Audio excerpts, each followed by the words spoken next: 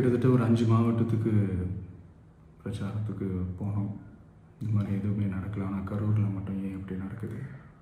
எப்படி நடக்குது? மக்களுக்கு எல்லா உண்மையும் தெரியும். மக்கள் எல்லாத்தையும் பார்த்துக்கிட்டு இருக்கிறாங்க. கரூரை சேர்ந்த அந்த மக்கள் அந்த உண்மையெல்லாம் வெளியில் சொல்லும்போது எனக்கு கடவுளே நேரில் வந்து இறங்கி அந்த உண்மைகள்லாம் சொல்கிற மாதிரி எனக்கு தோணுச்சு. சீக்கிரமே எல்லா உண்மைகளும் வெளியில் வரும்.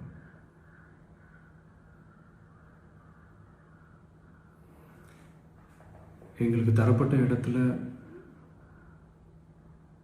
நாங்கள் போய் அந்த அந்த ஸ்பாட்டில் நின்று நாங்கள் பேசிட்டு வந்தோம். அதை தாண்டி எந்த தவறும் எங்கள் சைடில் நாங்கள் எதுவுமே செய்யலை. பட் இருந்தாலும் எங்கள் கட்சியை சேர்ந்த நிர்வாகிகள் தோழர்கள் மேலே எஃப்ஐஆர், அது மட்டும் இல்லை சோஷியல் மீடியாவை சேர்ந்த நண்பர்கள் தோழர்கள் அவங்க மேலே எஃப்ஐஆர்லாம் போட்டு இப்போ பிடிச்சிட்டு இருக்கிறாங்க.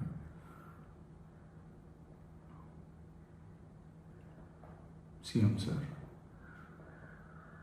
உங்களுக்கு ஏதாவது இந்த பழி வாங்கணும் அப்படின்ற எண்ணம் ஏதாவது இருந்துச்சுன்னா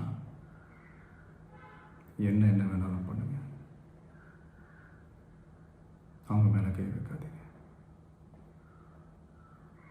நான் ஒன்று வீட்டில் இருப்பேன், இல்லை நான் ஆஃபீஸில் இருப்பேன். என்ன வேணாலும் செய்யுங்க. நண்பர்களே, தோழர்களே, நம்மளுடைய அரசியல் பயணம் இன்னும் ஸ்ட்ராங்காக, இன்னும் தைரியத்தோடு கண்டினியூ ஆகும்.